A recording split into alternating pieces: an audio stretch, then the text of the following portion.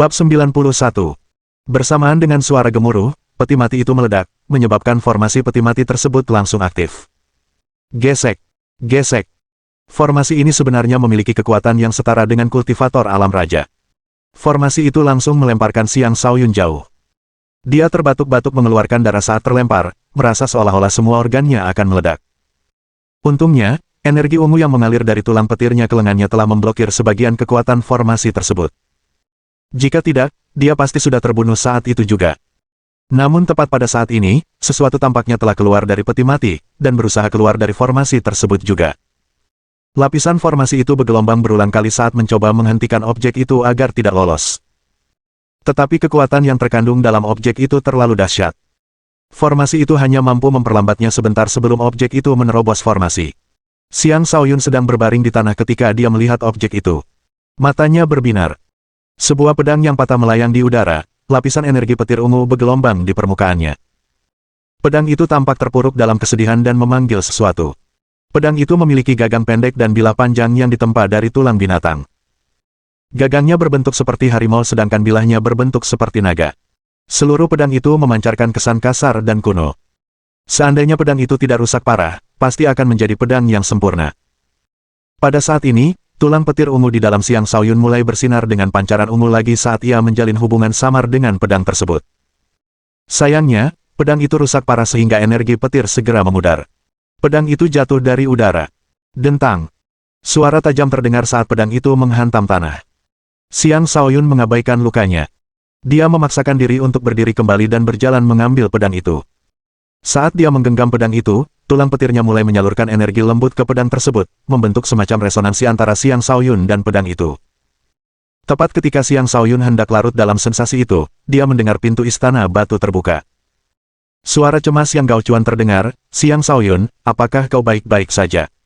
Aku baik-baik saja," jawab Xiang Shaoyun. Setelah ia menjawab, Yang Gao-Chuan tiba di ruangan itu.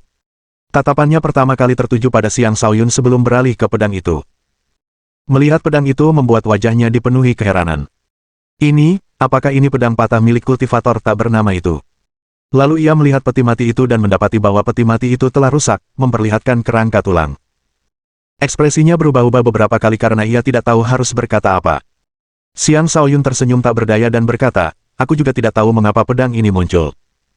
Tapi aku bisa merasakan bahwa pedang ini adalah hasil rampasanku dari ruangan ini. Tuan Istana, izinkan aku menyimpannya." Yang Gao-Chuan sedikit ragu sebelum menghela napas, ini benar-benar tak terduga. Bertahun-tahun yang lalu, pedang ini dinilai telah rusak total. Bahkan jika ditempa ulang, itu hanya akan menjadi senjata tingkat 3. Karena itu, pedang ini dikuburkan bersama jenazah sebagai benda pemakaman sebagai tanda penghormatan kami kepada kultivator yang tidak disebutkan namanya. Sungguh mengejutkan, Anda benar-benar mampu mengeluarkan pedang itu dari peti mati. Ini pasti campur tangan takdir. Jadi, Tuan Istana, maksud Anda saya boleh menyimpan pedang ini? Tanya Xiang Shaoyun dengan gembira. Ya. Lagi pula, tidak ada gunanya menyimpan pedang ini di sini. Yang Gao-Chuan mengangguk. Kemudian dia melanjutkan dengan sungguh-sungguh, ini mungkin senjata raja berkualitas tinggi. Meskipun sudah rusak parah, ini adalah senjata yang pernah berjaya. Kuharap suatu hari nanti kau juga bisa berjaya dengan pedang ini. Raih kejayaan untuk istana balai bela diri dan masuk 10 besar dalam pertempuran kota. Jika tidak, kepemilikanmu atas pedang ini akan menjadi penghinaan bagi senjata ini. Jangan khawatir, Tuan Istana. Saya akan menyelesaikan misi ini, janji Xiang Shaoyun dengan sungguh-sungguh. Namun, tepat setelah mengucapkan kata-kata itu, ia merasa telah ditipu. Ya, ini adalah pedang dengan asal-usul yang luar biasa.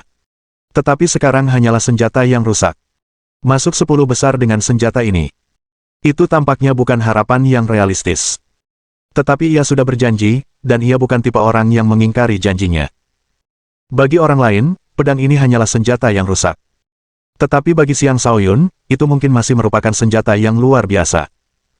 Baiklah, karena kau sudah mendapatkan warisanmu, pergilah. Aku akan menyuruh seseorang membersihkan tempat ini.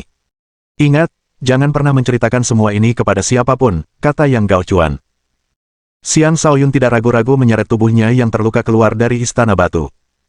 Sambil berjalan, ia meracik pil penyembuhan yang tersimpan di lautan kosmos astralnya. Seketika, khasiat obat mulai menyehatkan organ-organ dalamnya, dan sensasi nyaman menyebar ke seluruh tubuhnya. Laut kosmos astral tidak hanya dapat digunakan sebagai ruang penyimpanan, tetapi seseorang juga dapat menggunakan barang apapun yang tersimpan di dalamnya hanya dengan satu pikiran. Itulah mengapa dia tidak perlu mengeluarkan pil penyembuhan di laut kosmos astralnya untuk mengonsumsinya secara fisik.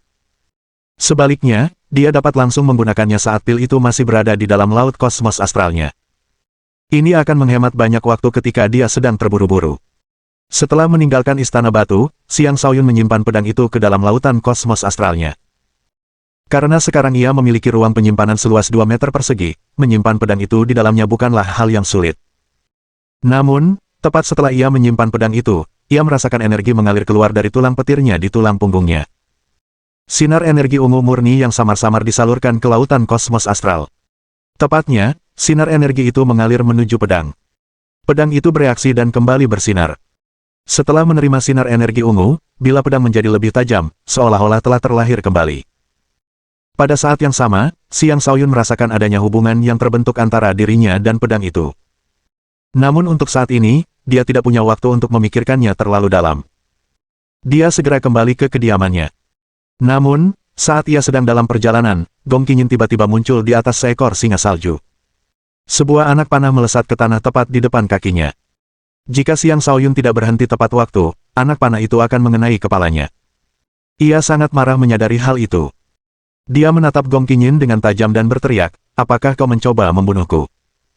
Wanita gila, apa kau pikir aku tidak akan berani mengeksekusimu di sini juga?" Gong Qingyin menatapnya dengan acuh tak acuh. "Kau masih berhutang budi padaku. Suatu hari nanti aku akan membalas dendam." "Satu hari? Kenapa menunggu? Mari kita selesaikan dendam kita di sini juga," teriak Xiang Shaoyun sambil melangkah menuju Gong Qingyin. Ia tampak benar-benar berencana untuk mengeksekusi Gong Qingyin di tempat. Gong Qingyin menghunus pedangnya dan mengambil posisi siap bertempur. Singa salju itu meraung dengan ganas. "Dasar perempuan gila, apa kesalahanku selain melihatmu telanjang sekali? Sini, biar kutunjukkan tubuhku juga." 2 meter dari Gong Qingyin, Xiang Shaoyun berhenti dan mulai menanggalkan pakaiannya. Hal itu benar-benar membuat Gong Qingyin terkejut. Bab 92. Ada banyak orang tak tahu malu di dunia ini, tetapi ini adalah pertama kalinya Gong Qingyin melihat seseorang yang sebegitu tak tahu malunya seperti Xiang Shaoyun. Dia mendekatinya dengan sangat agresif seolah-olah akan menyerang, tetapi malah mulai menanggalkan pakaiannya di siang bolong. Tindakan ini bahkan akan dianggap sebagai penghinaan bagi banyak kultivator. Seolah-olah dia benar-benar meninggalkan statusnya sebagai kultivator. Apakah ini benar-benar seseorang yang telah berhasil melewati tantangan ruang batas berturut-turut, seseorang yang telah meninggalkan jejaknya dalam sejarah? Dia lebih mirip bajingan tak tahu malu. Ayolah, nikmati pemandangan tubuh telanjangku. Setelah ini, kita impas. Berhenti menggangguku di masa depan, teriak Xiang Shaoyun dengan bagian atas tubuhnya terbuka. Ekspresinya menunjukkan seseorang yang siap menyerahkan segalanya. "Kau bajingan tak tahu malu." Gong Qingyin sangat marah hingga tubuhnya gemetar. Ia tak berani menatap langsung ke arahnya lagi. Area ini cukup ramai dengan banyak pengawas dan murid yang melakukan aktivitas sehari-hari mereka. Tak lama kemudian, semua orang menatap mereka berdua. Apa yang terjadi di sana? Bukankah itu Gong Qingyin, wanita tercantum nomor 1 di Istana Balai Bela Diri? Dan bukankah pria setengah telanjang itu Xiang Shaoyun, yang mengaku sebagai penguasa tertinggi? Ya, itu mereka. Apa yang mereka lakukan? Apakah mereka melakukannya di siang bolong? Hei, jangan sebarkan rumor. Gong Qingyin adalah dewi saya. Dia tidak akan melakukan hal seperti itu. Si penguasa kecil itu jelas-jelas yang tidak tahu malu. Sial, apakah dia mengganggu dewi kita? Ayo, kita mendekat. Jika dia benar-benar berani mengganggu dewi kita, aku tidak akan membiarkannya lolos. Dan dengan demikian, kerumunan besar terbentuk di sekitar mereka. Xiang Shaoyun tidak peduli. Dengan tatapan masih tertuju pada Gong Qingyin, dia berkata, "Apa? Apa kau tidak puas dengan ini? Baiklah, aku juga akan melepas celanaku. Bajingan, aku tidak akan memaafkanmu." Gong Qingyin memarahi dengan wajah memerah. Dia mengangkat pedangnya dan menyerang Xiang Shaoyun. "Lepas!" teriak Xiang Shaoyun sambil mulai melepas celananya di situ juga. Hal itu membuat Gong Qingyin sangat ketakutan hingga hampir jatuh dari tunggangannya. "Pergi," kata Gong Qingyin kepada singa salju. Mendengar perintah itu, singa salju berhenti maju dan berbalik untuk pergi. Setelah beberapa saat, suara gong kinyin terdengar dari kejauhan. Xiang Shaoyun, cepat atau lambat aku akan membunuhmu. Haha, tentu, datang dan bunuh aku kalau kau bisa. Aku di sini menunggumu telanjang sepanjang waktu. Xiang Shaoyun tertawa terbahak-bahak. Dia sebenarnya tidak melepas celananya. Dia hanya berakting, tetapi yang mengejutkan, dia benar-benar berhasil menakutinya dengan itu. Ah! Melepas pakaian benar-benar merupakan teknik ilahi yang sangat efektif, gumam Xiang Shaoyun dengan gembira kepada dirinya sendiri. Terkadang, orang yang tidak tahu malu bisa jadi kebal. Barulah saat itu dia menyadari bahwa banyak pasang mata yang marah menatapnya dengan tajam. Oh, kalian, berhentilah menatapku seperti itu. Aku benar-benar heteroseksual dan tidak tertarik pada laki-laki, kata Xiang Shaoyun sambil cepat-cepat mengenakan kembali pakaiannya. Ketika orang banyak mendengarnya, mereka menjadi semakin marah. Semuanya, serang.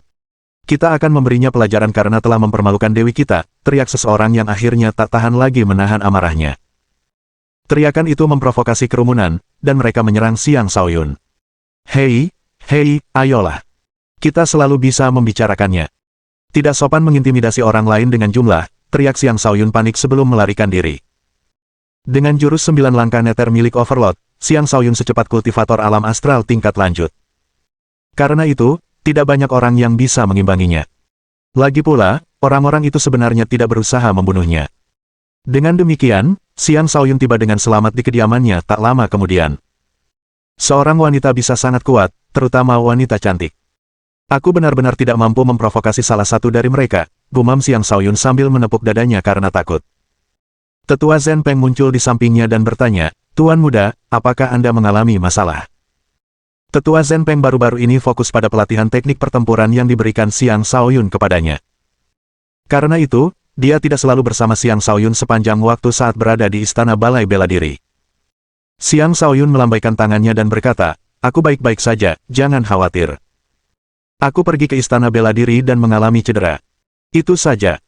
Tapi aku juga mendapatkan beberapa keuntungan bagus dari tempat itu.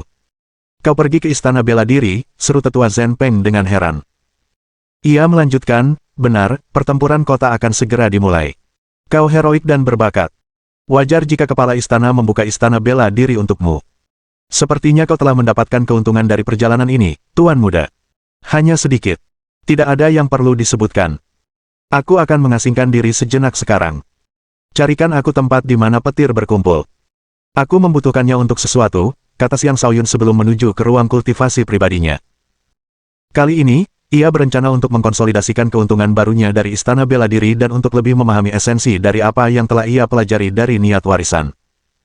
Hembusan angin yang ia peroleh menandakan kecepatan, dan itu dapat membantunya meningkatkan penguasaannya atas 9 langkah neter milik Overlord setidaknya sebesar 30%. 9 langkah neter milik Overlord adalah teknik gerak kaki tingkat atas, dan dia baru menguasai sebagian kecilnya. Sejauh ini, dia belum menyentuh esensi dari teknik tersebut. Angin selalu melambangkan kecepatan, dan teknik gerak kaki juga selalu berfokus pada kecepatan. Dengan demikian, dengan menggabungkan keduanya, dia akan mampu meningkatkan kecepatannya lebih jauh. Xiang Shaoyun mulai bermeditasi pada embusan angin, merasakan ketidakberbentukannya, kecepatannya, dan daya hancurnya. Perlahan, pemahamannya tentang angin meningkat, hingga akhirnya ia sepenuhnya memahami embusan angin ini. Tiba-tiba, dia berdiri dan mulai berjalan mengelilingi ruangan dengan gerakan kaki yang mistis. 1 langkah, 2 langkah, 3 langkah, semakin jauh dia berjalan, semakin cepat dia bergerak, hingga akhirnya hanya bayangan-bayangan samar yang terlihat di ruangan itu. Setelah sekian lama, dia berhenti. Senyum tipis terbentuk di wajahnya saat dia bergumam, tidak buruk. Selama seseorang berhasil menangkap niat warisan, seseorang dapat dengan mudah memahami isinya. Sekarang, aku dapat melepaskan 30% kekuatannya. Setelah memasuki alam transformasi di masa depan, dengan energi astral yang mengeras, aku akan mampu melepaskan 70% kekuatannya. Dan setelah memasuki alam raja, aku akan dapat memperoleh pemahaman yang lebih dalam tentang kekuatan angin. Xiang Shaoyun kemudian menenangkan pikirannya dan mulai bermeditasi pada niat warisan lainnya, yang memiliki keteguhan yang tak tertandingi. Merupakan prestasi luar biasa untuk melangkah ke alam raja hanya dengan bakat kultivasi rata-rata. Dalam benak Xiang Shaoyun, terlintas adegan-adegan kultivator alam raja yang terus berjuang meskipun menghadapi berbagai rintangan. Ia menyaksikan kultivator itu, dengan semangat pantang menyerah yang patut diteladani semua orang, bekerja lebih keras daripada yang lain. Seperti kata pepatah, tidak ada satupun kerajaan raja yang dicapai secara kebetulan. Selama seseorang mau berusaha, apapun mungkin terjadi. Xiang Shaoyun mengerti bahwa ia masih belum berlatih cukup keras. Jika ia bisa berlatih sekeras kultivator itu, ia akan mampu mencapai tingkatan yang lebih tinggi lagi. Dengan pemikiran itu, dia bersumpah untuk bekerja lebih keras mulai sekarang. Akhirnya, dia mengeluarkan pedang dari lautan kosmos astralnya. Dia mempelajari pedang itu dengan saksama sebelum menyadari bahwa kata-kata, pedang pembunuh langit penguasa, terukir di atasnya. Pedang Overlord Sky Slaying yang luar biasa. Apakah ini senjata kultivator tingkat raja tertinggi? Tidak, sepertinya tidak. Xiang Shaoyun mengelus permukaan pedang yang tidak rata sambil bergumam pada dirinya sendiri. Meskipun pedang ini sekarang dalam kondisi rusak parah, dia memiliki firasat yang jelas bahwa inilah pedang yang akan dia gunakan untuk melawan dunia di masa depan. Ketika dia meneteskan setetes darah ke pedang itu mulai berubah bentuk. Bab 93. Pengenalan pemilik melalui darah. Senjata tingkat tinggi memiliki roh di dalamnya, dan jika pemiliknya ingin menjalin hubungan intim dengan senjata tingkat tinggi, pemiliknya harus menggunakan setetes darah untuk membentuk resonansi dengan senjata tersebut. Hanya dengan begitu senjata itu akan menjadi seperti perpanjangan tubuh pemiliknya. Setelah setetes darah menetes ke pedang, pedang itu bersinar dengan cahaya ungu yang menyilaukan. Raungan harimau dan naga samar-samar terdengar di udara. Mengaum, mengaum. Harimau dan naga adalah raja-raja binatang buas, dan saat auman bergema, pedang itu memancarkan aura yang mengesankan yang membuat jantung berdebar kencang. Kilat ungu menyambar di sekitar naga dan harimau, dan selain aura agung yang pekat, mereka juga memancarkan sensasi yang sangat kuat, menunjukkan betapa dahsyatnya roh senjata ini. Saat Xiang Shaoyun terkejut melihat apa yang terjadi, naga dan harimau itu menerkamnya. Sebelum dia sempat bereaksi, naga dan harimau itu sudah berada di atasnya, kehadiran mereka yang mengintimidasi membuatnya terpaku di tempat. Orang biasa tidak akan mampu menahan aura yang begitu kuat. Sekalipun Xiang Shaoyun terlahir sebagai raja, kehadiran naga dan harimau tetap memberinya sensasi mencekik.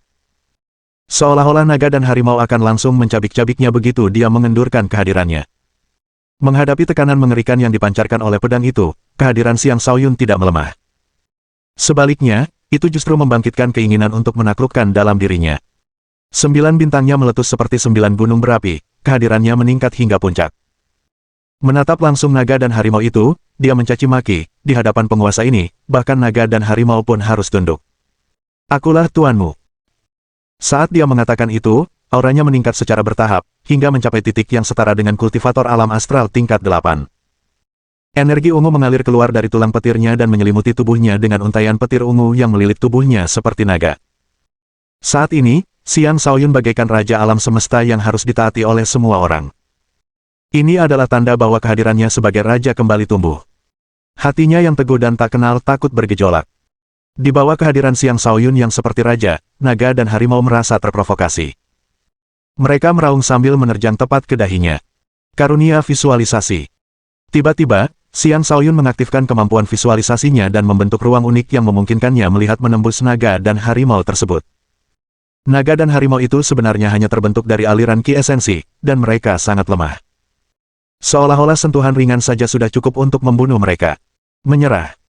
Xiang Shaoyun memusatkan kehadirannya di dahinya, dan di dalam ruang yang terbentuk dari kemampuan visualisasinya, kehadirannya sebagai seorang raja bagaikan ikan di dalam air.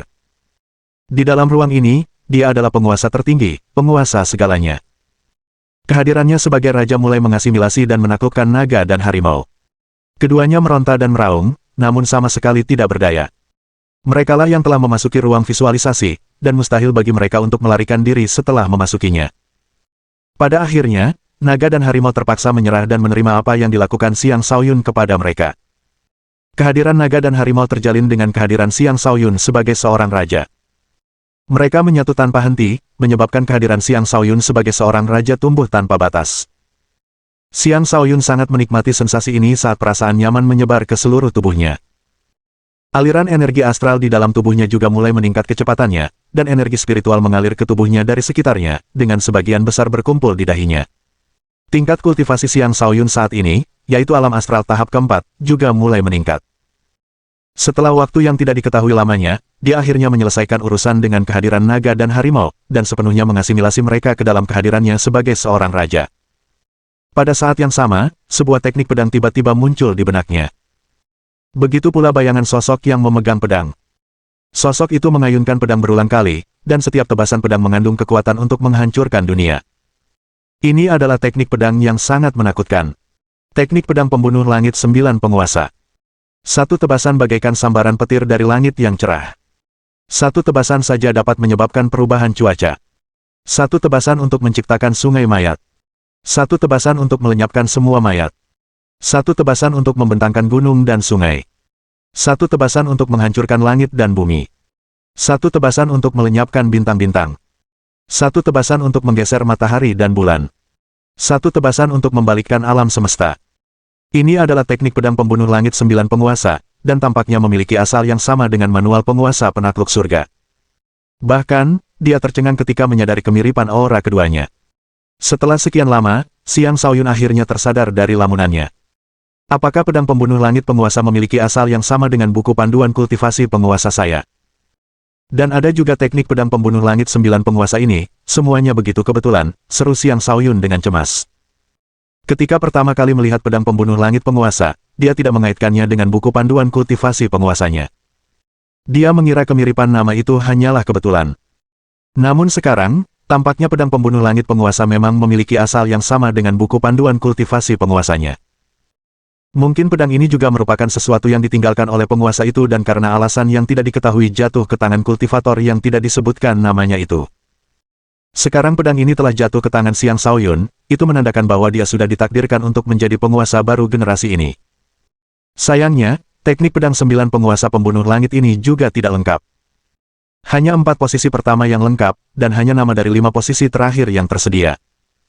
Seperti halnya manual penguasa penakluk surga, ini adalah teknik yang tidak lengkap. Namun, keempat jurus ini pun memiliki kekuatan yang sangat menakutkan.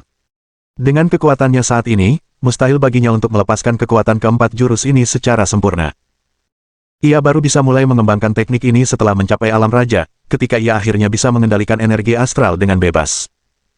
Hal ini membuatnya kembali ke posisi yang sama, memiliki banyak teknik bertarung yang hebat namun tidak dapat dimanfaatkan. Sepertinya aku harus mencari kesempatan dan mengunjungi kembali tempat aku menemukan buku panduan kultivasi penguasa. Mungkin aku hanya bisa mendapatkan warisan penguasa lengkap setelah memasuki kedalaman tempat itu, gumam Xiang Shaoyun pada dirinya sendiri. Sambil memegang kitab penguasa penakluk surga di tangannya, ia merasakan seolah dagingnya kini terhubung dengan kitab tersebut. Pada saat yang sama, kehadirannya memancar keluar. Kehadiran seorang raja yang sebelumnya tak berbentuk tampak telah memperoleh wujud, dengan seekor naga dan harimau melayang di belakangnya, membuatnya tampak sangat megah.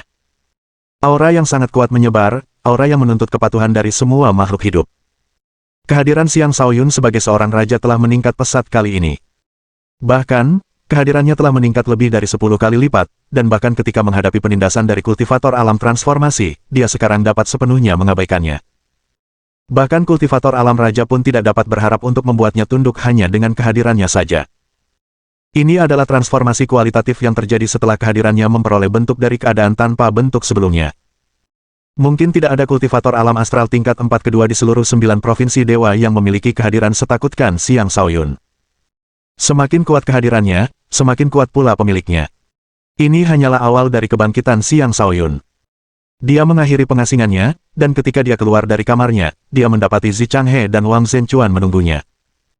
Zi Changhe hadir di sini membawa kabar tentang tempat kultivasi yang sangat baik. Bab 94. Kakak senior, kau sudah datang. Xiang Shaoyun menyambut Zi Changhe dan Wang Zhenchuan dengan hangat. Saat melihat Wang Zhenchuan, ia tahu bahwa Wang Zhenchuan telah berhasil melewati ujian Zi Changhe untuk resmi menjadi muridnya. Murid ini memberi salam kepada paman bela diri. Wang Zhenchuan melangkah maju dan memberi hormat kepada Xiang Shaoyun bahkan sebelum Zi Changhe sempat berkata apapun. Xiang Shaoyun tersenyum dan berkata, "Hehe, keponakan yang hebat dalam bela diri. Aku tahu kau bisa lulus ujian kakakku." Ia dapat melihat bahwa Wang Zhenchuan telah mencapai alam astral tingkat keempat, mencapai level yang dibutuhkan oleh Zi Changhe. Namun ia tidak mengerti mengapa Wang Zhenchuan masih berada di level ini. Lagi pula, ia juga telah memberikan Wang Zhenchuan air dari mata air bintang bumi. Tetapi bagaimanapun juga, Wang Zhenchuan sekarang adalah keponakan bela dirinya. Ia tidak perlu terlalu terpaku pada masalah itu. Zhenchuan benar-benar pemuda yang baik.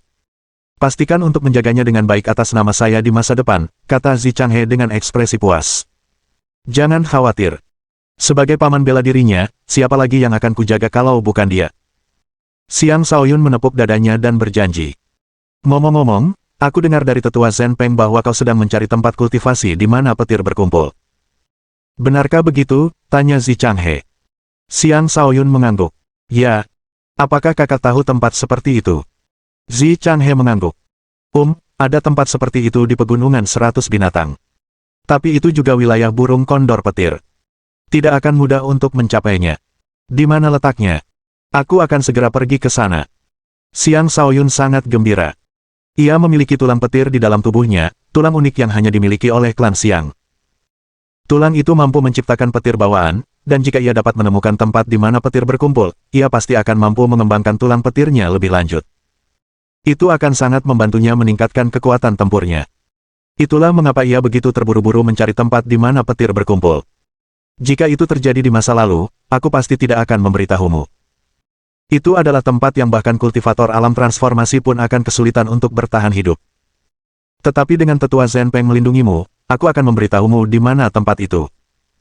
Selain itu, aku akan menikmati kejayaanmu dan ikut berkultivasi di sana juga, kata Zi Changhe. Setelah jeda sejenak, dia melanjutkan, kapan kau berangkat? Aku akan mengantarmu ke sana. Mari kita istirahat hari ini dan berangkat besok, kata Xiang Shaoyun. Tentu, aku akan mencarimu besok, kata Zi Changhe. Kemudian dia pergi bersama Wang Zhenchuan, tetapi setelah beberapa langkah, dia berhenti dan berbalik. Guruku mungkin akan segera mengunjungi istana balai bela diri. Apakah kau ingin bertemu dengannya? Oh, kita lihat saja nanti. Jika waktunya tepat, tentu saja aku harus melakukan kunjungan resmi kepada guru kakakku, jawab Xiang Shaoyun setelah sedikit ragu. Xiang Shaoyun sangat berhati-hati dalam memilih kata-katanya, menggunakan guru kakak senior, untuk memperjelas bahwa guru kakak senior itu bukanlah gurunya. Zi Changhe bukanlah anak yang tidak tahu apa-apa. Karena itu, dia mengerti implikasi di balik pilihan kata-kata tersebut. Senyum pahit terbentuk di wajahnya saat dia berkata, oke. Mengerti. Xiang Shaoyun memiliki asal-usul yang misterius, dan meskipun guru Zi Changhe adalah kultivator alam raja, Xiang Shaoyun mungkin tetap tidak terlalu memperhatikannya. Tindakannya sebelumnya menerima murid atas nama gurunya kini seperti lelucon. Setelah Zi Changhe pergi bersama Wang Zhenchuan, Xiang Shaoyun membersihkan diri. Ketika melihat tumpukan cucian kotor yang menunggu untuk dicuci, dia tersenyum getir. Sepertinya aku perlu mempekerjakan pembantu untuk membantu hal-hal seperti ini.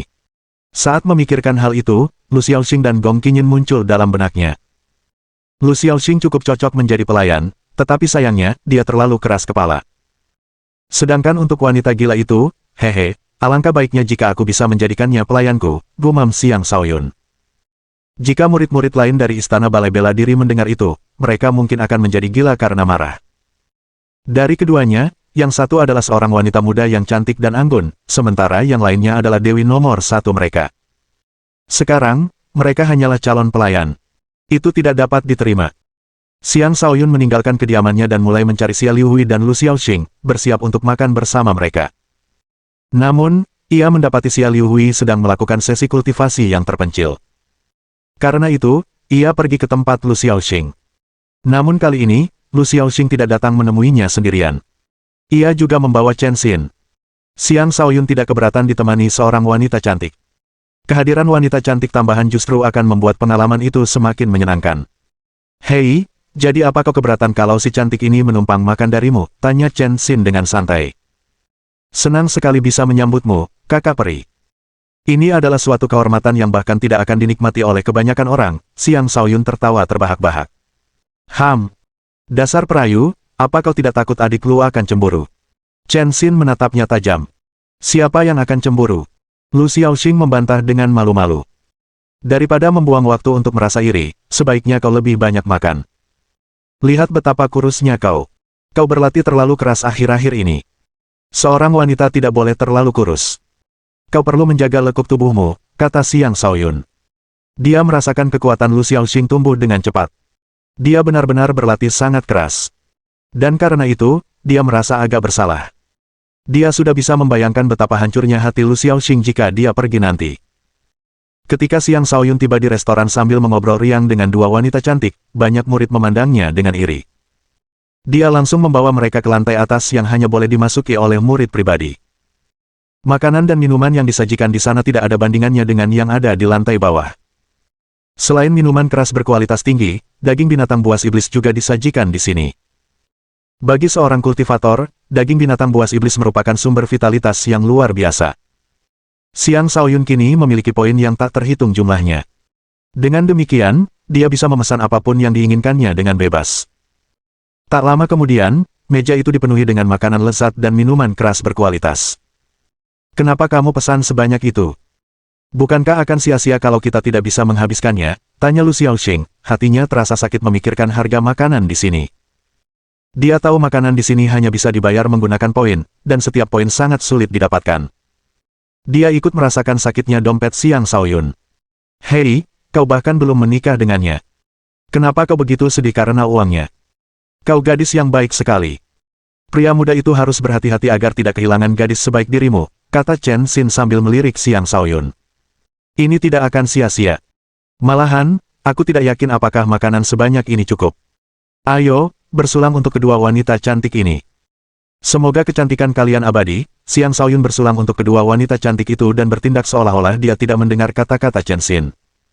Ucapan selamat itu berhasil dengan sangat baik untuk mengalihkan perhatian mereka. Setelah minum beberapa gelas, Xiang Shaoyun melahap makanan tanpa mempedulikan kedua wanita cantik di sisinya. Ia masih dalam fase pertumbuhan pesat. Karena itu, kapasitas makannya sangat besar. Kedua wanita itu tersenyum lembut sambil memandanginya. Xiang Shaoyun saat ini tampak sangat menggemaskan bagi mereka. Tiba-tiba, seseorang yang kurang sopan berjalan mendekat dan memarahi, Xin Xin, kenapa kau makan dengan orang kasar seperti ini? Ayo, makan denganku saja. Bab 95. Orang yang berbicara itu tak lain adalah Ye Tianlong yang memiliki prasangka terhadap Xiang Shaoyun. Ye Tianlong saat ini bukan lagi kultivator alam astral tingkat 7. Dia telah memasuki tingkat 8.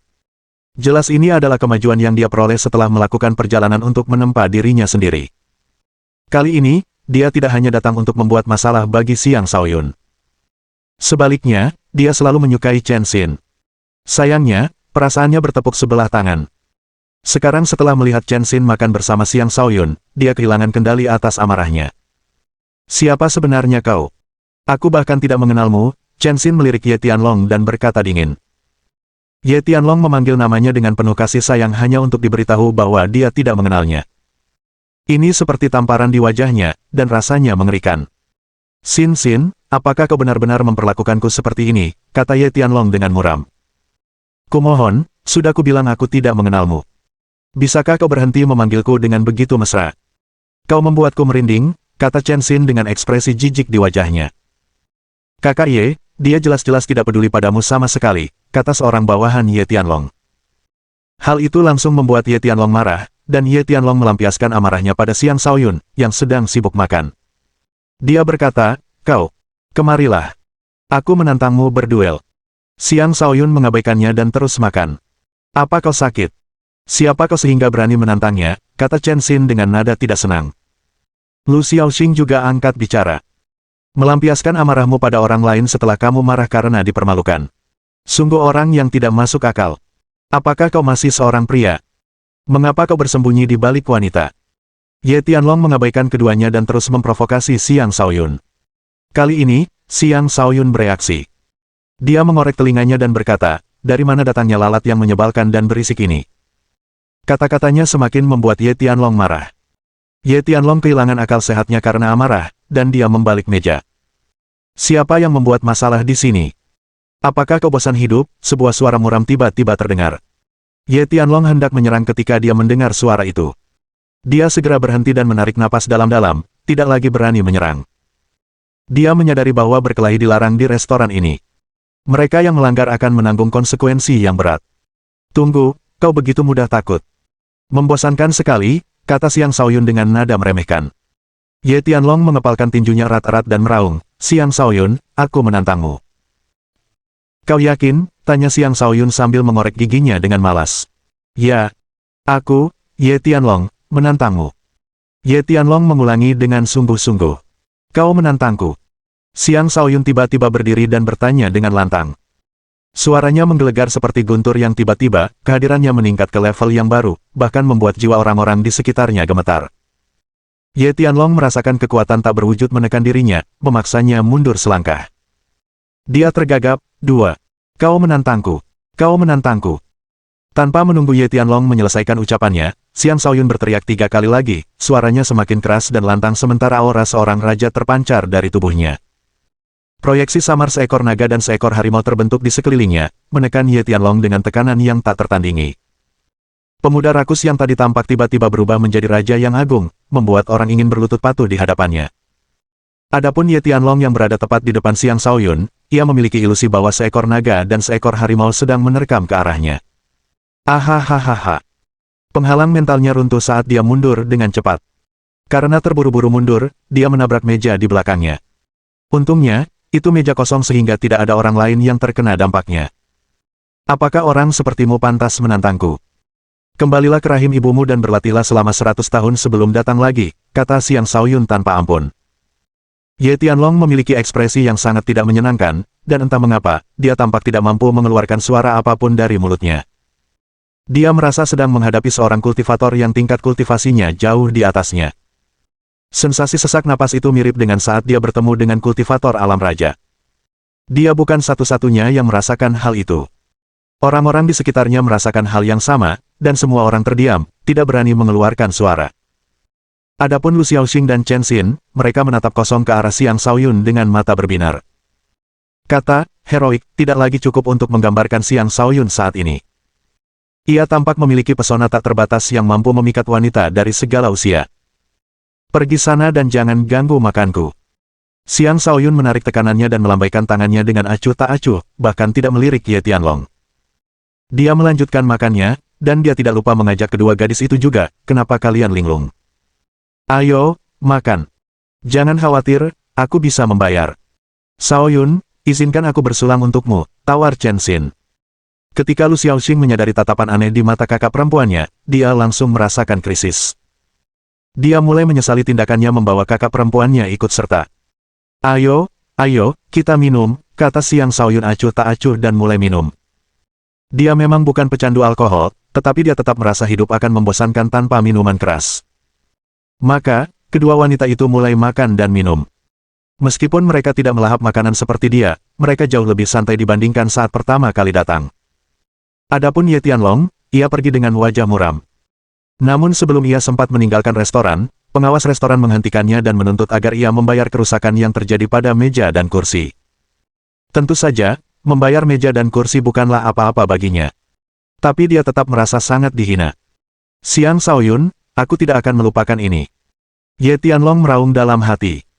Di istana Aula Bela Diri, dia juga dianggap sebagai seorang jenius.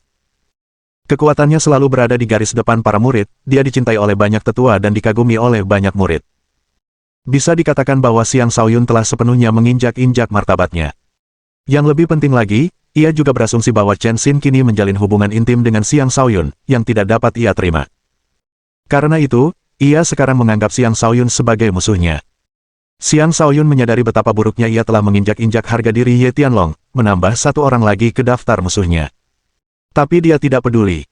Di matanya, orang seperti Ye Tianlong bahkan tidak layak mendapatkan perhatiannya. Setelah makan selesai, dia pamit dan pergi ke balai pengobatan. Dia perlu melakukan beberapa persiapan untuk perjalanannya ke pegunungan 100 binatang. Di balai pengobatan, Xiang Shaoyun bertingkah seolah tempat itu adalah rumahnya dan mulai mengambil apapun yang dibutuhkannya. Pengawas hanya berpura-pura tidak melihat apapun. Xiang Shaoyun memiliki status unik di Istana Balai Bela Diri di mana dia bebas mengambil sumber daya apapun yang dibutuhkannya. Selama dia bersikap moderat, dia akan diizinkan untuk mengambil semua yang diinginkannya. Namun kali ini, Xiang Shaoyun telah memilih harta karun terbesar dari Balai Pengobatan, yang bahkan mengejutkan pengawasnya. Nak, kau tidak bisa mengambil itu, kata pengawas itu sambil bergegas mendekat. Bab 96. Mengapa aku tidak bisa mengambilnya jika barang itu ada di sini, tanya Xiang Shaoyun. Dia sedang memandang sebatang kayu hitam pekat yang lebih menyerupai arang daripada kayu. Bentuknya sama sekali tidak istimewa. Namun, kayu hitam pekat inilah harta paling berharga di balai obat, kayu yang tersambar petir. Kayu yang disebut kayu sambaran petir berasal dari jenis pohon unik yang mudah menarik sambaran petir. Pohon-pohon ini memiliki tingkat kekebalan bawaan terhadap petir, dan memiliki kemampuan untuk tumbuh kembali berulang kali setelah disambar petir. Legenda mengatakan bahwa setelah disambar petir 81 kali dan mengalami 81 kelahiran kembali, pohon itu akhirnya akan berubah menjadi kayu petir ilahi yang selanjutnya akan sepenuhnya kebal terhadap petir. Yang lebih penting lagi, dengan menggunakan kayu ini, seseorang dapat mengembangkan kekuatan petir, salah satu kekuatan paling destruktif yang ada. Ditambah dengan kelangkaan kayu hasil sambaran petir, hal ini menjadikannya material yang sangat berharga. Setiap kayu yang tersambar petir setara dengan tanaman spiritual kelas tinggi. Berapa kali petir menyambar kayu yang tersambar petir ini hingga kondisinya begitu buruk. Meskipun tampak benar-benar mati, sebenarnya kayu itu masih memiliki kehidupan.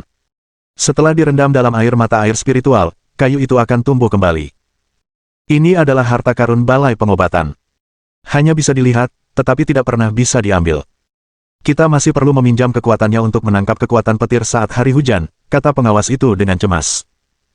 Ini adalah harta karun Aula, dan dia harus menyimpannya untuk mengumpulkan energi petir guna membantu para tetua mengembangkan energi petir dalam terobosan mereka.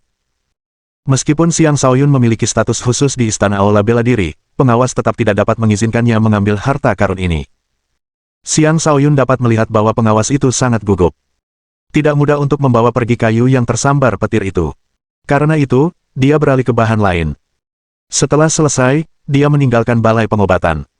Tidak lama kemudian, tetua Zhen Peng tiba di balai pengobatan. Dia langsung mengambil kayu yang terkena sambaran petir, namun pengawas bahkan tidak berani mengeluarkan suara. Pagi-pagi keesokan harinya, Xiang Shaoyun, tetua Zhen Peng, dan Zi Changhe berangkat menuju pegunungan 100 binatang.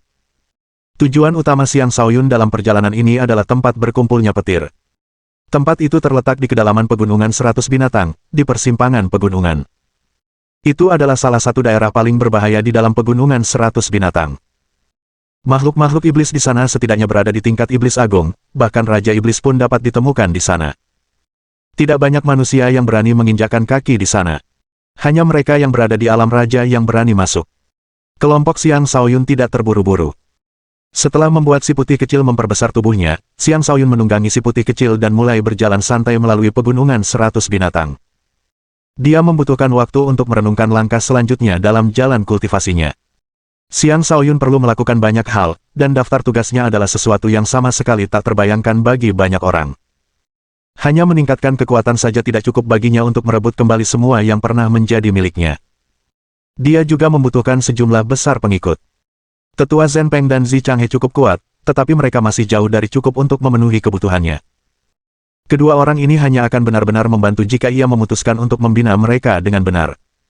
Selain itu, ia juga membutuhkan beberapa prajurit setia yang hanya loyal kepadanya. Ia tidak akan bisa melangkah jauh hanya dengan mengandalkan dirinya sendiri. Jika semua orang berbakat seperti tuan muda ini, bukanlah ide buruk untuk melatih sekelompok pengikut. Sayangnya, bukan itu masalahnya, Xiang Shaoyun meratap dalam hati.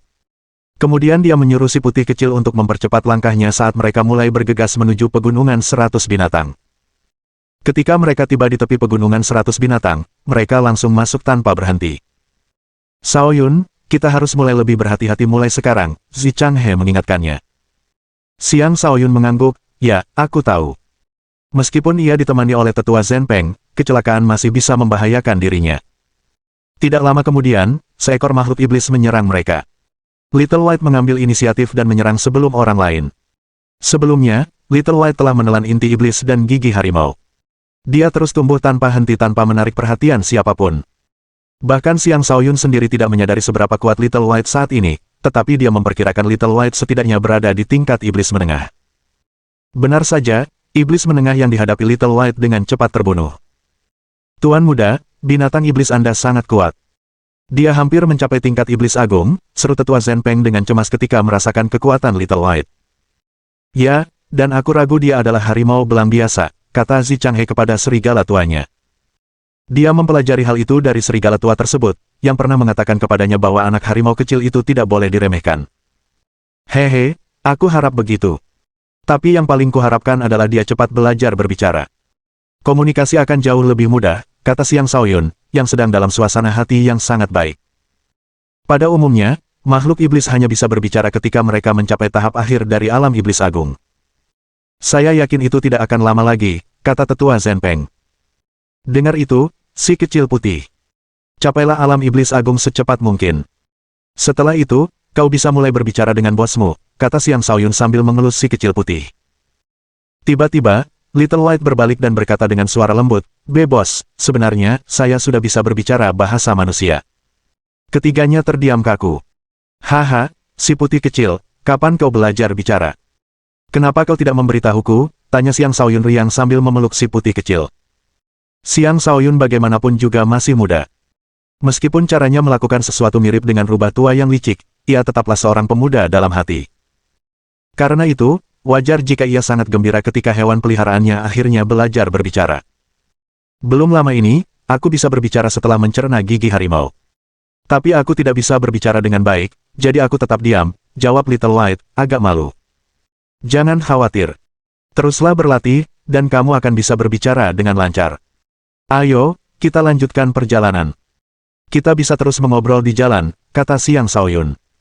Tetua Zhen Peng dan Zi Changhe saling bertukar pandang, rasa tak percaya masih terpancar di mata mereka. Bahkan binatang buas spesies raja pun tidak akan bisa berbicara sebelum mencapai alam iblis agung.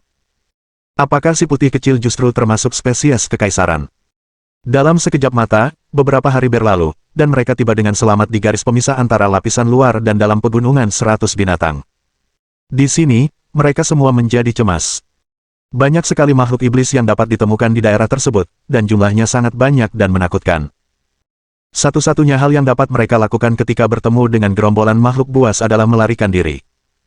Untungnya, Zi Changhe sangat mengenal tempat itu, dan mereka mampu mengambil jalan memutar di sekitar wilayah banyak iblis agung. Itulah mengapa mereka dapat mencapai tempat ini dengan begitu mudah. Sebenarnya, Tetua Zhen Peng ingin langsung terbang bersama mereka ke tempat berkumpulnya petir, tetapi Xiang Shaoyun menolak usulan itu. Ini adalah dunia binatang iblis. Jika mereka memutuskan untuk terbang, itu sama saja dengan menantang semua binatang iblis yang ada. Dan jika binatang iblis merasa terprovokasi, seorang kultivator alam raja biasa tidak akan mampu bertahan dari amarah mereka. Tak seorang pun dari mereka yang lebih memahami hal ini selain Xiang Shaoyun. Setengah hari kemudian, mereka akhirnya mendekati tempat berkumpulnya petir. Sejumlah besar burung kondor petir meluncur di udara, beberapa bahkan menukik lurus ke arah mereka. Bab 97. Burung kondor petir adalah spesies binatang yang menyukai petir, dan merupakan salah satu penguasa langit. Mampu menyerang dengan petir, serangan mereka sangat merusak. Burung kondor petir segera mendeteksi kelompok Xiang Shaoyun begitu mereka tiba. Sekelompok burung kondor petir menukik ke arah mereka, termasuk seekor burung kondor iblis agung. Semua manusia yang berani memasuki wilayah kami akan mati, teriak burung kondor iblis agung. Situasinya tidak membaik. Kita perlu mundur untuk sementara waktu. Jika tidak, jumlah burung kondor petir hanya akan bertambah, kata Zi Changhe. Tidak. Tetua Peng, bunuh mereka secepat mungkin, kata Xiang Shaoyun dengan kilatan kejam di matanya. Mendengar itu, Tetua Zhen Peng berhenti berusaha untuk tidak menarik perhatian. Dia terbang ke langit dan mengirimkan beberapa telapak tangan berapi ke arah burung kondor. Dor, dor. Seorang iblis agung biasa tentu saja tidak mampu menahan kekuatan kultivator alam raja. Tetua Zhen Peng telah mencapai tahap kedua alam langit melayang, dan dia tidak jauh dari tahap ketiga. Serangannya mengenai sasaran, menyebabkan semua burung kondor terbakar dan mati di udara. Gunakan cairan pengurai mayat pada mereka. Kita tidak boleh membiarkan bau darah menyebar, kata Xiang Shaoyun. Atas perintah itu, sebuah botol muncul di tangan Tetua Zhen Peng. Dia segera menuangkan cairan dalam botol itu ke atas burung kondor yang mati. Baiklah, mari kita berlindung di hutan untuk sementara waktu.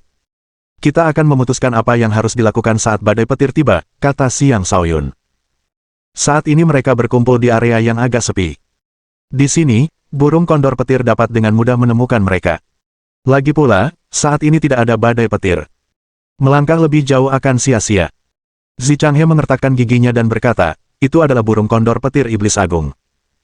Jika kita membawanya kembali, kita bisa menukarnya dengan sejumlah besar kristal spiritual. Selama kau memiliki kekuatan, kau bisa membunuh iblis agung sebanyak yang kau mau. Saat itu, kau tidak akan lagi peduli dengan keuntungan ini, kata Xiang Shaoyun. Kurasa itu benar.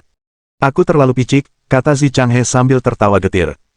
Ketiganya mundur ke hutan, memakan beberapa daging kering, dan bersiap menunggu badai petir. Ini adalah tempat di mana petir berkumpul.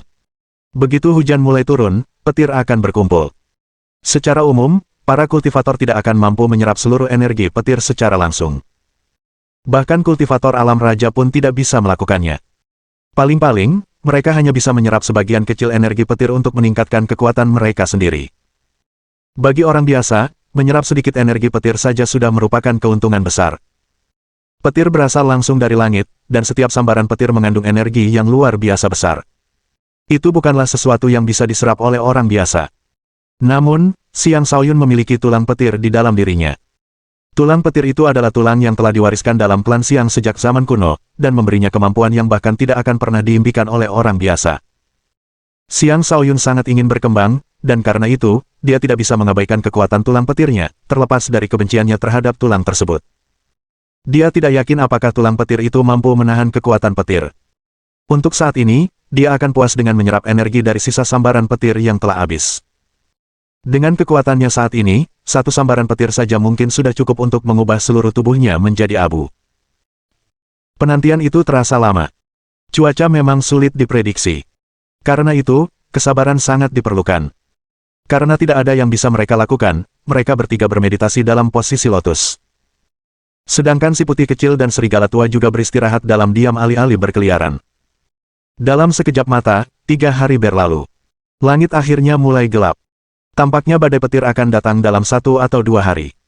Di langit tak jauh dari mereka, banyak burung kondor petir menjadi bersemangat. Mereka berteriak berulang kali sambil bersorak gembira. Ini adalah tanda bahwa burung-burung kondor sudah mengantisipasi kedatangan petir. Ada yang aneh. Semakin banyak burung kondor petir berkumpul. Apa yang terjadi? Bisik si Changhe. Apa anehnya ini? Mereka selalu menyukai badai petir karena dengan begitu mereka menjadi lebih kuat, kata tetua Zhenpeng. Ya, tetapi waktu saya ke sini sebelumnya, juga terjadi badai petir, tetapi tidak ada begitu banyak burung kondor petir, kata si Changhe. Xiang Shaoyun mengerutkan kening. Aku khawatir seorang raja baru akan muncul di antara mereka. Dia berhenti sejenak dan menunjuk ke arah tertentu sebelum melanjutkan, lihat itu. Mereka semua terbang berirama, seolah-olah membentuk jaringan pertahanan yang tak tertembus. Siapapun yang mendekat akan diserang. Mendengar itu, tetua Zhenpeng dan Zi Changhe langsung menyadari bahwa dia benar. Dalam hati, mereka merasa malu karena tidak menyadarinya sendiri. Xiang Shaoyun lebih muda dari mereka dan juga lebih lemah. Tetapi kemampuan pengamatannya adalah sesuatu yang tidak dapat mereka bandingkan. Lalu apa yang harus kita lakukan? Jika Raja Burung Kondor Petir muncul, kita tidak mungkin bisa mendekat, tanya Zi Changhe dengan muram. Ya, jika Raja Burung Kondor Petir muncul, aku tidak akan bisa lagi melindungi kalian berdua, kata tetua Zhenpeng. Secara umum, makhluk iblis memiliki kemampuan bertarung yang lebih kuat daripada manusia dengan tingkat kultivasi yang sama. Dan dalam kasus ini, Raja Iblis Burung Kondor Petir, yang ahli dalam daya hancur dan kecepatan, akan menjadi lawan yang jauh lebih sulit. Ini mungkin juga kesempatan langka bagi kita, kata Xiang Shaoyun, matanya menyipit. Tuan muda, kau tidak bermaksud memanfaatkan Raja Iblis ini, kan, tebak tetua Zhenpeng.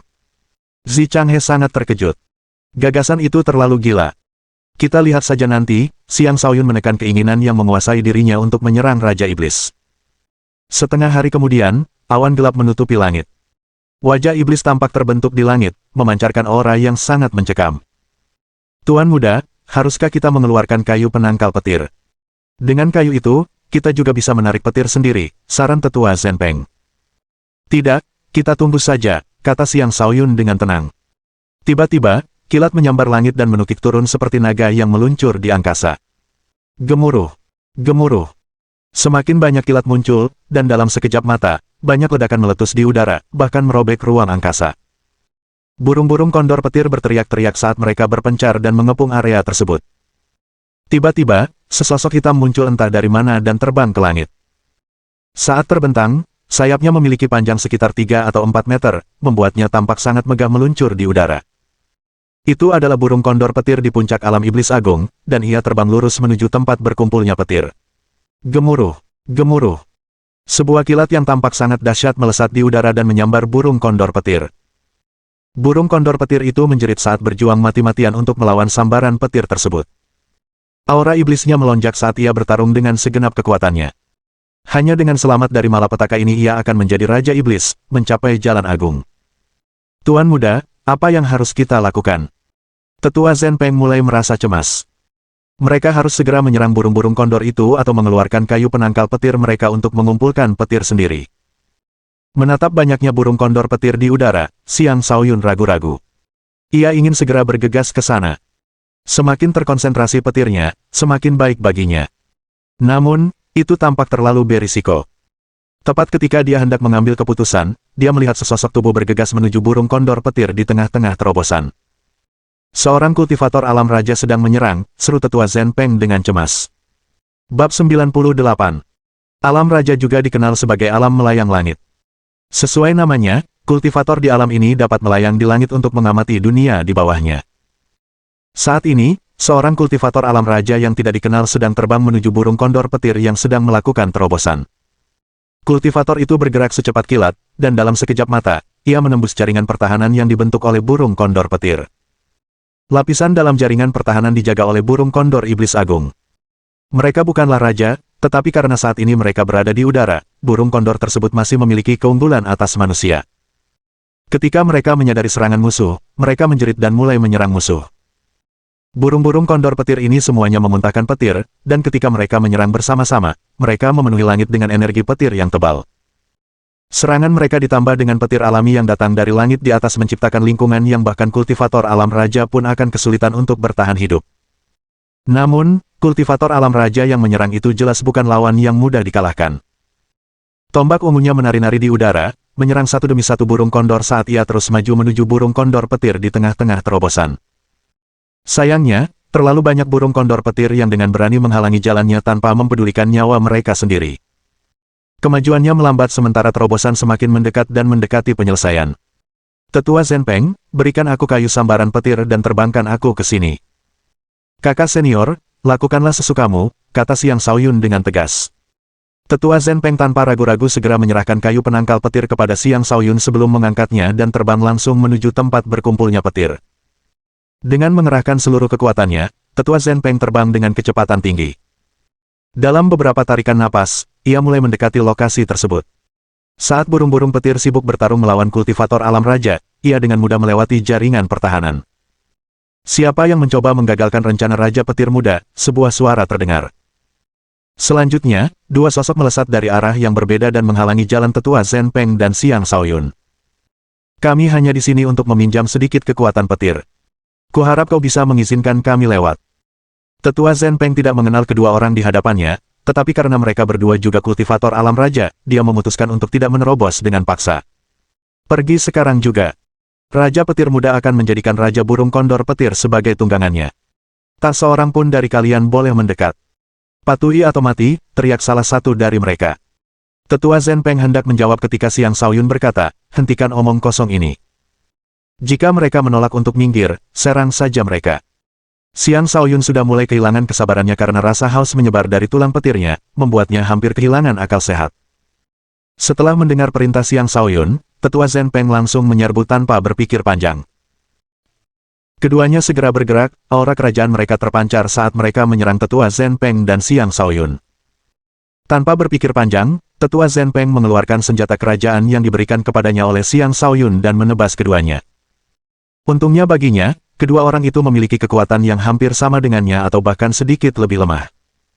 Dengan demikian, saat ia menyerang dengan senjata andalannya, keduanya terpaksa mundur. Setelah mengusir keduanya, Tetua Zhen Peng terbang pergi karena ia tidak ingin membuang waktunya bersama mereka. Bajingan!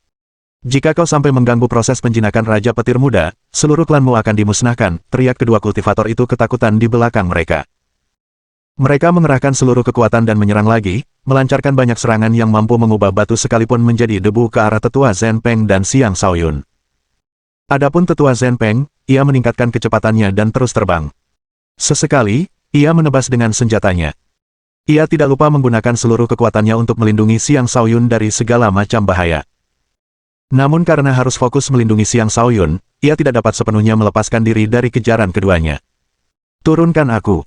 Kau akan menghadapi mereka sementara aku akan pergi sendirian. Xiang Shaoyun mengambil keputusan cepat. Dia jelas bahwa meskipun melindunginya, Tetua Zhen Peng tidak akan dapat sepenuhnya mengerahkan kekuatannya saat melawan keduanya. Karena itu, dia harus terlebih dahulu memisahkan diri dari Tetua Zhen Peng. Mendengar nada suara Xiang Shaoyun yang tegas, Tetua Zhen Peng berhenti ragu-ragu. Setelah menghindari serangan lain, dia terbang turun dan dengan lembut meletakkan Xiang Shaoyun di tanah. Tindakannya itu hampir menyebabkan serangan mengenainya. Untungnya, dia masih bisa menghindarinya dengan tipis. Namun, serangan itu tetap mengenai bahunya, meninggalkan luka di sana. Kau ingin bertarung? Ayo kita lakukan, kata tetua Zenpeng. Ia belum pernah bertarung sungguh-sungguh setelah memasuki alam raja. Sekarang, dengan adanya dua lawan sekuat dirinya, niat bertarungnya pun menyala. Ia sendiri juga sangat penasaran seberapa kuat kemampuan bertarungnya saat ini. Dengan senjata andalan di tangan, ia melepaskan teknik pertempuran tingkat tinggi yang diajarkan Xiang Shaoyun kepadanya, meningkatkan kemampuan bertarungnya ke level yang baru dan memaksa kedua lawannya untuk membela diri dengan segenap kekuatan mereka. Mereka bahkan tidak bisa lagi berpencar untuk menghadapi Xiang Shaoyun. Tentu saja, mereka juga menganggap Xiang Shaoyun sebagai kultivator alam astral lemah biasa. Dengan demikian, mereka berasumsi bahwa Xiang Shaoyun tidak akan mampu menembus barisan burung kondor petir dan bahwa dia tidak akan pernah menjadi ancaman bagi rencana tuan mereka. Karena itu, Xiang Shaoyun menuju ke tempat di mana petir berkumpul tanpa halangan. Dia tidak ingin membuang terlalu banyak waktu di sini. Tidak ada yang tahu kapan badai petir berikutnya akan datang jika dia melewatkan yang ini. Dia mengaktifkan buku panduan penakluk surga miliknya saat melesat ke depan, meninggalkan banyak bayangan di belakangnya saat dia bergerak dengan kecepatan yang setara dengan kultivator alam astral tingkat 8 atau bahkan 9. Tak lama kemudian, beberapa burung kondor petir menukik ke arahnya. Ini adalah burung kondor petir yang lebih lemah yang bertugas di jaringan pertahanan luar. Mereka tidak memenuhi syarat untuk masuk ke dalam dan melindungi raja mereka. Menggunakan cakar dan paruh mereka menyerang Xiang Shaoyun. Serangan mereka disertai dengan jejak energi petir yang semakin mempertajam serangan mereka. Xiang Shaoyun mengaktifkan kemampuan instingnya untuk melihat dengan jelas lintasan terbang mereka sebelum menusuk dengan tombak petirnya. Pergi sana. Dengan tombak di tangan, Xiang Shaoyun menyerang seperti harimau yang menerkam mangsanya. Banyak kilatan tombak melesat lurus ke arah burung kondor yang datang. Speed. Xiang Shaoyun juga menjadi lebih kuat. Dia jauh lebih cepat sekarang, dan dia menyerang dengan sangat akurat. Setelah beberapa tusukan, serangannya menembus semua burung kondor. Darah berceceran di wajahnya, memenuhi indera penciumannya dengan bau darah.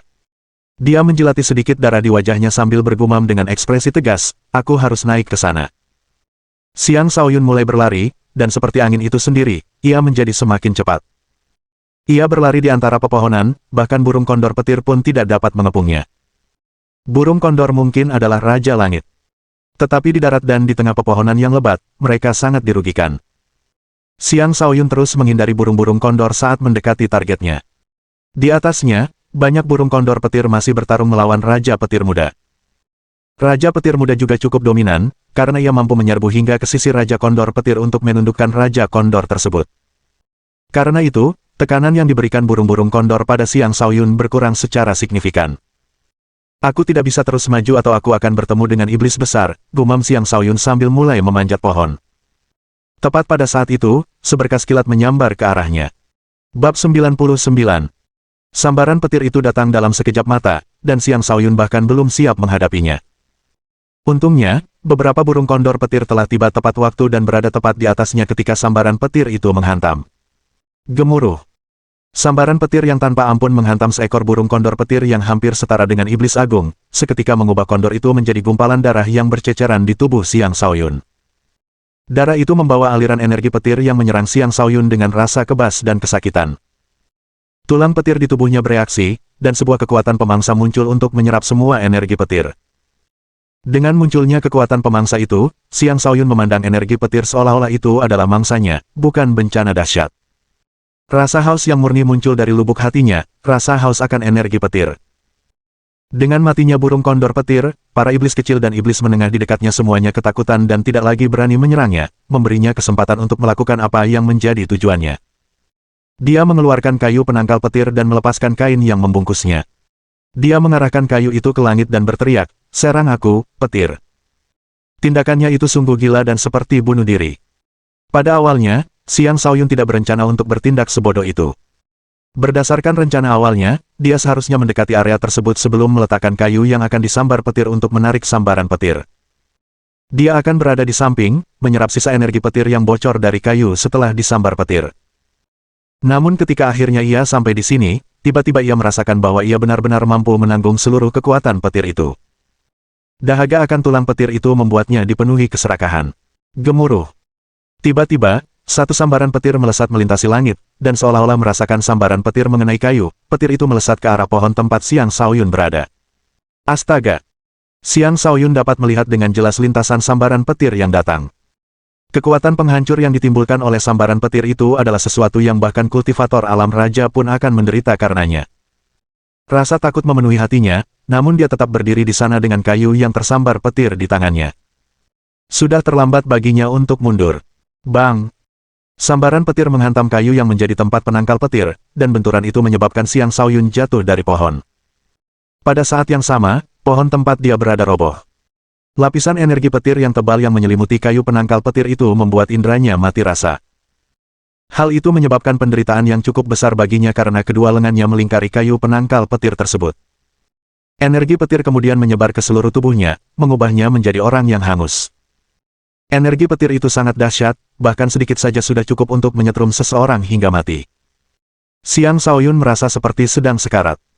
Pada saat itulah tulang petir mulai dengan rakus melahap energi petir tersebut. Hosh! Hosh! Seketika itu juga, seluruh energi petir di tubuhnya terserap ke dalam tulang petir. Tulang petir itu tampaknya memiliki kekuatan yang sangat misterius yang memungkinkannya untuk melahap seluruh energi petir dalam sekejap mata. Rasa sakit yang dirasakan Xiang Shaoyun mereda. Meskipun begitu, seluruh tubuhnya masih mati rasa dan dia tidak bisa bergerak lagi. Lebih buruk lagi, lengannya masih melingkari kayu yang tersambar petir itu. Bukan karena dia tidak ingin melepaskannya, tetapi karena dia tidak bisa membuangnya meskipun dia mau, karena dia merasa kayu yang tersambar petir itu kini benar-benar menempel padanya. Astaga! Aku benar-benar membuat kesalahan besar kali ini. Tulang petir, jangan mengecewakanku sekarang. Xiang Shaoyun merasa ingin menangis. Sambaran petir lain menghantam kayu penangkal petir. Apa yang terjadi sebelumnya terulang kembali, Xiang Shaoyun tidak mampu melakukan apapun kecuali menderita tanpa daya. Untungnya, kali ini dia lebih siap. Kitab penguasa penakluk surga miliknya telah diaktifkan sepenuhnya, ke-9 bintangnya telah diaktifkan, dan bahkan lautan kosmos astralnya pun diaktifkan, semuanya dengan harapan dapat selamat dari sambaran petir. Seharusnya orang tahu bahwa kayu penangkal petir di lengannya seperti magnet bagi sambaran petir. Jika tulang penangkal petir itu gagal saat ini, satu-satunya hal yang akan terjadi padanya adalah kematian. Sambaran petir yang dahsyat akhirnya menghantam, membanjiri sekitarnya dengan energi petir. Kali ini, selain tulang penangkal petir, 9 bintang dan lautan kosmos astral di dalam dirinya juga bekerja keras untuk menyerap energi petir tersebut. Energi petir menyebabkan tubuh Xiang Shaoyun berkedut berulang kali, asap mengepul dari rambutnya, dan seluruh tubuhnya tampak rusak parah. Bahkan sebelum dia selesai menyerap energi dari sambaran petir kedua, beberapa sambaran petir lagi melesat ke arahnya. Sementara itu, Raja Burung Kondor Petir berada pada tahap akhir terobosannya. Ia menjerit dan mengepakkan sayapnya berulang kali saat bergegas menuju sambaran petir yang baru terbentuk. Inti iblisnya sedang terbentuk, oleh karena itu, ia tidak boleh melakukan kesalahan sedikitpun. Selama ia dapat menyelesaikan langkah terakhir ini, ia akan menjadi Raja Iblis sejati.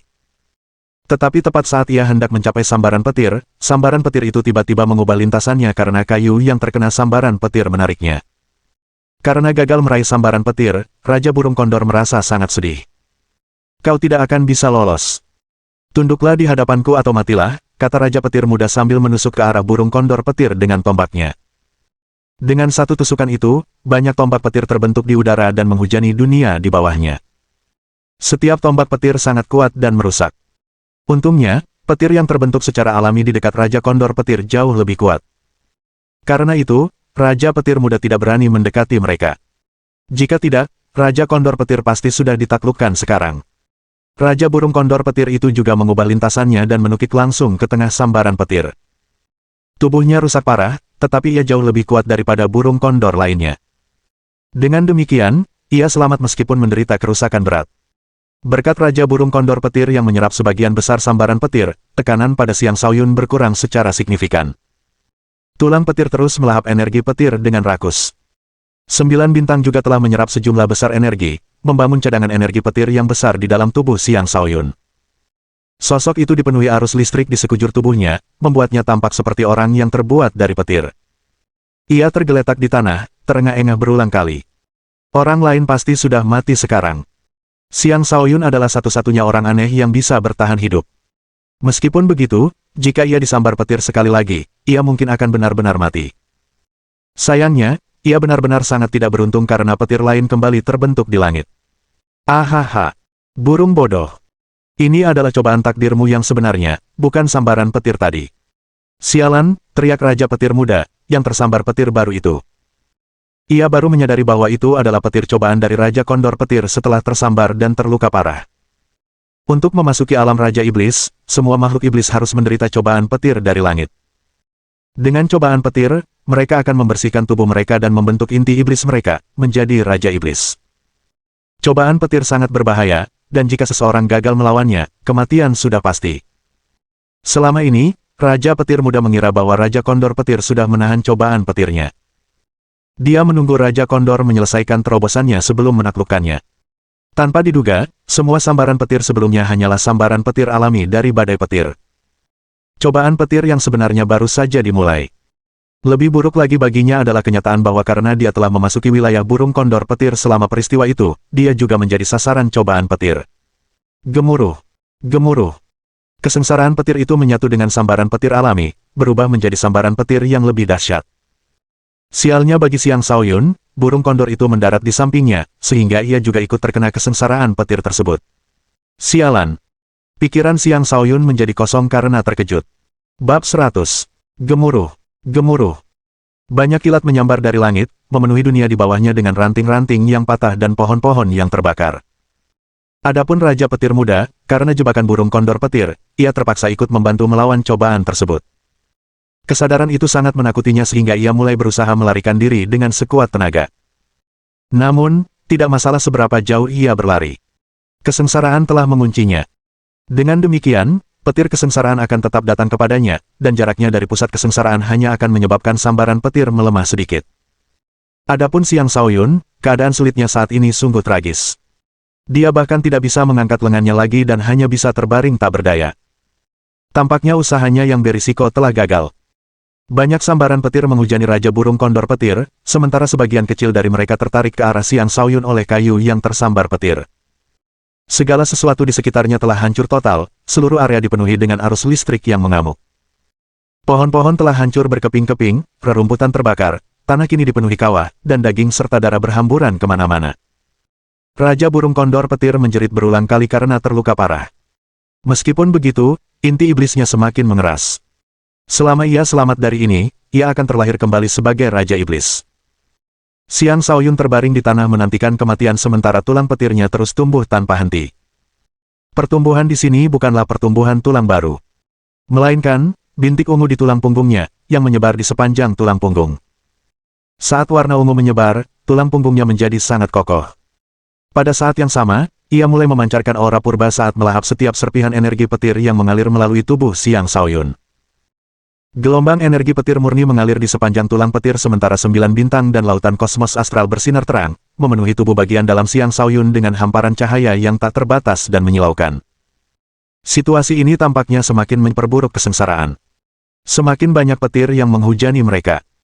Raja Burung Kondor Petir dipenuhi kesedihan melihat lebih banyak sambaran petir. Ia menjerit kesakitan dan terus meronta-ronta. Seharusnya musibah petir sudah berakhir sekarang, tetapi entah mengapa, masih banyak sambaran petir yang datang dari langit. Untungnya bagi Raja Kondor, cobaan itu tampaknya telah menggeser sasarannya, karena semua petir sekarang menuju ke arah Xiang Shaoyun. Petir-petir itu menghujani kayu yang tersambar petir hingga akhirnya, seluruh kayu itu hancur berkeping-keping. Dari dalam kayu itu, semacam cairan ungu menetes keluar. Jika orang lain melihat ini, mereka pasti akan berteriak, cairan petir, karena terkejut. Cairan yang disebut cairan petir itu adalah cairan berkualitas tinggi yang dapat terbentuk dengan memusatkan energi petir. Setiap tetes cairan ini mengandung kekuatan yang tak terbayangkan. Tidak diketahui apakah sedikit cairan petir yang mengalir keluar dari kayu itu memang berasal dari kayu tersebut atau terbentuk selama bombardir sambaran petir. Bagaimanapun, itu adalah kesempatan yang bagus. Saat cairan petir muncul, tulang petir di dalam Xiang Shaoyun menjadi gila dan kekuatan melahap yang mengerikan muncul untuk menarik cairan itu ke dalam tubuhnya. Dan saat tulang petir menyerap cairan petir, energi petir di dalam Xiang Shaoyun tumbuh sangat besar, hingga sungai bintang di dalam dirinya pun bergejolak hebat. Mengaum. Mengaum. Tiba-tiba, proyeksi seekor naga ungu terbentuk. Naga itu meraung ke langit dengan ganas, seolah mencoba melepaskan diri dari sangkarnya untuk terbang di 9 langit di atas. Dengan munculnya naga ungu ini, 9 bintang dan lautan kosmos astral di dalam Xiang Shaoyun menjadi semakin kaya akan energi. Sekali lagi, kekuatan Xiang Shaoyun meningkat tajam. Pembersihan tubuhnya oleh energi petir yang melimpah telah memunculkan lebih banyak potensi dirinya. Dengan tambahan energi murni yang terkandung dalam cairan petir, mustahil baginya untuk tidak berkembang. Sebelumnya, Xiang Shaoyun berada di tahap keempat akhir alam astral. Dengan pertumbuhan mendadak ini, ia berhasil memasuki tahap kelima dan masih terus berkembang. Energi tak terbatas terus mengalir melalui meridiannya seiring dengan peningkatan tingkat kultivasinya. Tahap kelima awal, tahap kelima tengah, tahap kelima akhir, bahkan hambatan tahap keenam pun tidak mampu menghentikan energi tak terbatas tersebut. Meskipun begitu, energi yang meluap itu tampaknya tidak akan berhenti dalam waktu dekat. Seperti banjir yang mengamuk, energi itu menerobos belenggu demi belenggu di dalam tubuh Xiang Shaoyun, mendorong tingkat kultivasinya semakin tinggi. Itu benar-benar di luar kendalinya. Jika dia membiarkan ini berlanjut, dia pasti akan mengalami penyimpangan kultivasi dan mati karena ledakan tubuh. Mengaum, mengaum. Naga ungu itu meraung berulang kali sebelum akhirnya sebagian keluar dari tubuh Xiang Shaoyun, menyebarkan kehadirannya yang seperti naga di sekitar area tersebut, menindas setiap makhluk hidup dalam jangkauannya. Raja burung kondor petir masih berada di sekitar Xiang Shaoyun ketika naga ungu itu tiba-tiba muncul, dan hampir ketakutan setengah mati. Tubuhnya yang terluka parah terhuyung-huyung hingga akhirnya, ia tak mampu lagi melawan kehadiran yang menakutkan itu dan menjatuhkan dirinya ke tanah. Raja kondor petir itu menjerit ketakutan, dan pada saat yang sama, ia merasakan dorongan yang tak terbendung untuk bersumpah setia kepada makhluk di hadapannya. Menghadapi proyeksi naga ungu sama seperti menghadapi naga petir sungguhan, dan menghadapi makhluk yang lebih tinggi dari elemen yang sama, burung kondor petir tidak punya pilihan selain tunduk. Sebelum naga ungu sepenuhnya terlepas dari tubuh Xiang Shaoyun, ia tiba-tiba menghilang. Adapun Xiang Shaoyun, dia sekarang telah memasuki keadaan mati suri.